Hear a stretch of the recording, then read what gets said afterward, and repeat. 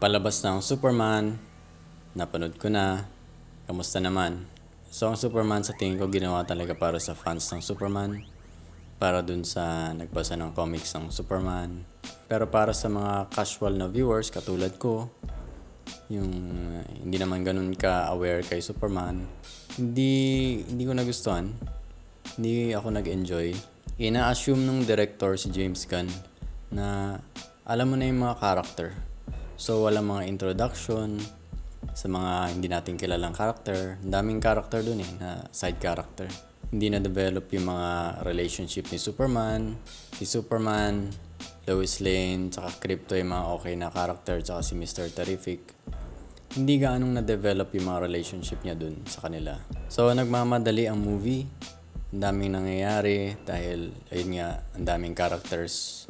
Walang oras. Pinaghahati-hatian nila ang oras. So magulo ang movie. Feeling ko jumbled. Hindi ko na-enjoy. Maganda nga lang yung action. Pag lumalaban na si Superman, ganda panoorin. Pero yung mga kalaban, The Engineer, hindi nakaka-impress. Mahina si Superman dito kumpara sa iba niyang movies. Natatalo si Superman dito. Si Lex Luthor naman, yung pinaka kalaban dito, hindi siya nakakatakot. Si Lex Luthor kasi yung character na genius, evil genius. Pero dito mukha lang siyang spoiled brat na may kumpanya, sariling kumpanya, tapos ang daming sumusunod sa kanya.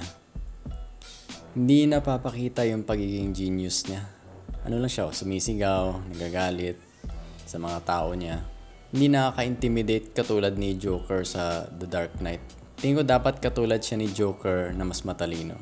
Yung nararamdaman natin nung napanood natin si Joker sa The Dark Knight. Dito wala hindi nakakatakot. So yun, ang score na ibibigay ko dito, 6 out of 10.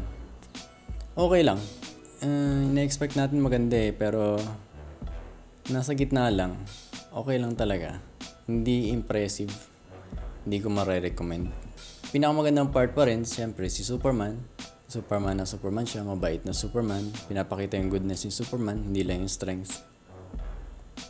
Tapos sa ending, maganda yung huling laban. Tapos yung moment nila ni Lois Lane. Magandang part din dun sila, si Krypto. Cute, panoorin. Pero ayun nga, wala na oras para sa akin. Hindi gano'n na-develop yung relationship nila ni Superman. Isang negative, yung comedy. Maraming wala sa lugar na comedy.